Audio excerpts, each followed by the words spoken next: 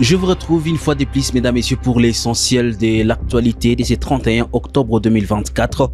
Les combattants Wazalendo ont lancé une attaque contre les positions de rebelles du 23 RDF sur la colline des Bigogwe surplombant les centres des Kaïra. La rébellion du 23 soutenue par le Rwanda progresse et occupe de villages dans les territoires de Walikale en dépit d'un accord de cessez-le-feu entre Kigali et la République démocratique du Congo. Lors d'une réunion du comité provincial de sécurité tenue le mercredi, les autorités du militaire du Nord Kivu ont accusé le Rwanda de violer le cessez-le-feu. Selon le lieutenant-colonel Njike Kaiko, porte-parole de FARDC, l'armée congolaise a informé sa hiérarchie de ces violations et attend des instructions pour lancer des attaques et stopper la progression de rebelles du 23. Vous suivrez une réaction des mouvements citoyens dans l'actualité du jour. Un chauffeur des taxis-voitures nommé Idi a été assassiné dans la nuit du 30 à ce 31 octobre 2024 aux alentours de 2 h du matin alors qu'il travaillait sur l'axe Afiabora-Aguma. Son corps repose désormais à la morgue de l'hôpital CBK Ndosho. Une situation à la base d'une vive tension ce matin. Ses collègues réclament plus de sécurité. Messieurs, dames, c'est tout pour les sommaires de l'actualité du jour. Vous êtes nouveau sur Kivu Morning Post.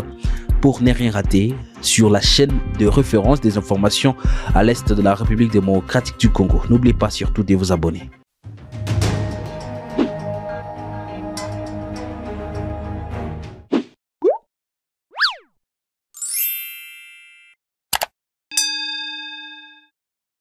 Reprise des accrochages entre le Wazalendo et le rebelle du 23 près des Kaïra. Les combattants Wazalendo ont lancé une attaque contre les positions des rebelles du 23 sur la colline des Bigogwe surplombant les centres des Kaïra, environ 4 km dans la chefferie du Bachali. Reportage. Selon des sources locales, les accrochages ont débuté aux alentours de 7 h entre ces belligérants. Des fortes détonations d'armes lourdes et légères ont été attendues autour de cette colline, provoquant un nouveau déplacement des populations de Lugala, Kaïra et d'autres villages proches de la zone attaquée. Alors que la situation reste tendue dans cette partie de Massissi, il est encore difficile d'établir un bilan définitif de ces affrontements. Depuis ce matin, il y a des affrontements à Bigongwe. Comme d'habitude, les Nyantura attaquent les populations M23 présentes là-bas. Mais on ne connaît pas la suite, seulement que la situation est critique. On ignore même les bilans, a témoigné sous anonymat un habitant contacté par Kivu Morning Post. Une autre source médicale, également sous anonymat, a indiqué qu'un homme a été blessé par une balle perdue au cours de ces affrontements. La victime reçoit des soins dans une structure médicale de Kirumba.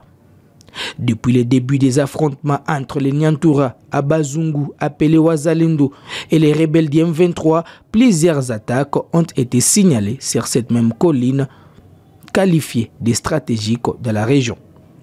Rappelons que la semaine dernière, des attaques similaires avaient déjà été rapportées sur cette même colline, suscitant une grande psychose au centre de Kaïra. La rébellion du 23 soutenue par le Rwanda progresse et occupe des villages dans les territoires de Walikale en dépit d'un accord de cessez-le-feu entre Kigali et la République démocratique du Congo. Le gouverneur militaire intérim, le général-major Peter Chirimwami, a souligné lors d'une réunion du comité provincial de sécurité tenue à Goma que le FARDC continue d'observer les cessez-le-feu et attendent des ordres pour riposter, insistant sur la nécessité d'assurer la sécurité des populations locales face aux violations continues. Lors de cette réunion, les membres du comité ont passé en revue la situation sécuritaire actuelle de l'ensemble de la province. Il est ressorti des rapports que le Rwanda profite de cette mesure de cessez-le-feu pour s'emparer de certaines localités du territoire de Walikale, tandis que le FARDC respecte loyalement cet accord. Selon le lieutenant-colonel Njike Kaiko, porte-parole de FARDC, l'armée l'armée congolaise a informé sa hiérarchie de ces violations et attend des instructions pour lancer des attaques et stopper la progression de l'ennemi. SECV, le peuple congolais, c'est des opérations sur les terrains pour mettre en déroute le 23, estime Espoir Aspirine, membre de la Lucha, invité de l'émission Décrypta sur Kivu Morning Post. Il demande au commandant des opérations à lancer des offensives contre la 23 RDF. Suivez-les ici. On ne devrait pas se plaindre. Non, on ne devrait pas se plaindre. Nous devons constater qu'il y a eu la violation du cessez-le-feu, mais qu'est-ce qui nous empêche nous autres de ne pas violer aussi ce cessez-le-feu? Donc, le gouverneur a fait comme il devrait faire comme administratif. Ça revient maintenant aux autorités militaires, mais aussi à son hiérarchie, de prendre les responsabilités à main. Comme vous le savez, le gouverneur a été démis de ses fonctions comme commandant des opérations. Ça revient maintenant au commandant des opérations de proposer une ligne à suivre. Et je pense que le gouverneur a fait ce qu'il devrait faire. Mais pour nous les citoyens, nous considérons que ce n'est pas de cette manière qu'il devrait communiquer. Nous avions jugé mieux qu'il devrait soit se taire une fois pour toutes et prendre des mesures que de décevoir une fois encore la population, de dire que vous attendez que l'hiérarchie vous donne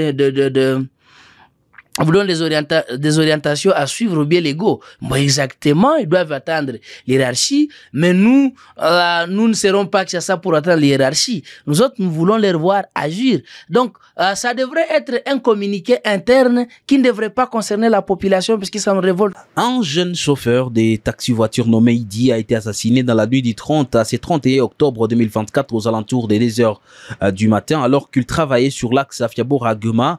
Son corps repose désormais à la morgue de l'hôpital Sébekandojo. La nouvelle de ce meurtre a rapidement déclenché une vague de protestations parmi ses collègues qui sont descendus dans les rues pour réclamer justice et dénoncer l'insécurité croissante dans la ville. Dans un élan de solidarité et de colère, les chauffeurs des taxis se sont rassemblés devant la mairie de Goma, exprimant leur mécontentement face aux risques quotidiens auxquels ils sont confrontés. Suivez quelques-uns ici. Kwa majina naitwa kwa jina ya Awazi Fundi Jean. Niko president wa ASECO Taxi Voiture Ville de Goma. Kitu ambao kinatuleta mbele ya autorite wetu wa Ville ya Goma ni kuhusu ajali ambayo ilipatikana jana kwa ndugu yetu, rafiki yetu, kaka yetu, collègue de service wetu taximen ambao alipigwa masasi jana usiku. Njo sie kama vile ba collègue de service yake sawa vile viongozi ya ba taximen tunakia kupana malalamiko yetu mbele ya meya wa mji wa Goma kusudi ajue namna gani ya kuprendre ma décision par rapport ya matrakaserinye tukuna pata mu ville ya Goma mu transport en commun.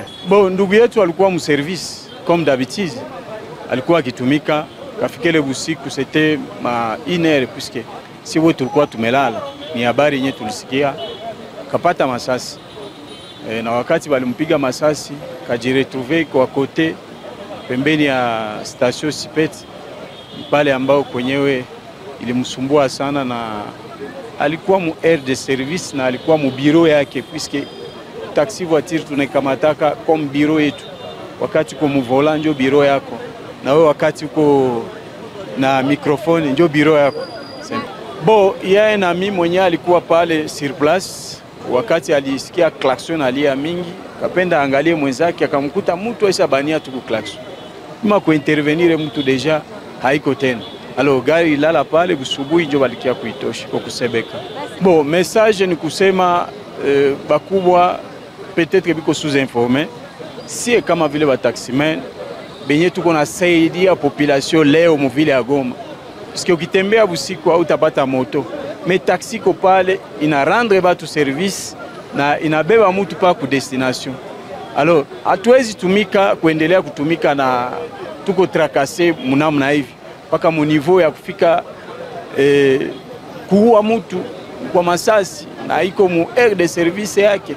Vraiment tunaambia ba autorité baangalie, surtout busiku tunakuwa nakuta trakaseri na kwa mingi.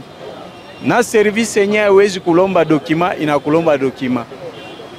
Ukitembea mauvais stationnement, busiku ine du matin, mauvais stationnement.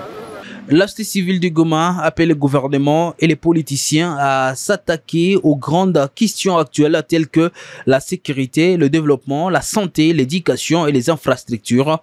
Pour la coordination de la société civile du chef-lieu de la province du Nord Kivu, au lieu de distraire le peuple avec l'idée d'une révision de la Constitution, les autorités de Kinshasa devraient se concentrer sur les questions prioritaires pour répondre aux attentes de la population. Marion Gavo. Pendant que la guerre déchire les populations dans l'est de la RDC, pendant que le chômage, la pauvreté est en train de rendre plus vulnérables presque toutes les couches de la population congolaise, les politiques s'adonnent à revisiter ou à réviser la Constitution. Certes, ils cherchent à ouvrir des voies pour, n'est-ce pas, se partager le pouvoir. Une autre manière de pérenniser le pouvoir, soit par l'opposition et plus particulièrement par le pouvoir en place. Nous pensons que, quelle que soit la révisitation de certaines clauses et de certains articles de la Constitution qui ne sont pas verrouillés ou verrouillés, la réponse repose sur le sérieux, sur le pragmatisme et sur la volonté des autorités ou des acteurs politiques à vouloir, n'est-ce pas, développer les populations, à vouloir avoir des plans cohérents pour la sortie et l'émergence, mais aussi certaines autorités n'ont plus la question d'honneur, parce qu'il suffit d'être ministre, même si on n'a pas réalisé un gain, n'est-ce pas, on se dit seulement j'étais ministre. Nous pensons que nous devons aujourd'hui nous attaquer aux grandes questions. C'est la sécurité, n'est-ce pas, c'est la réduction des chômages, c'est la production en vivres, c'est la bonne gestion des ressources naturelles et cela affecté au secteur comme les infrastructures.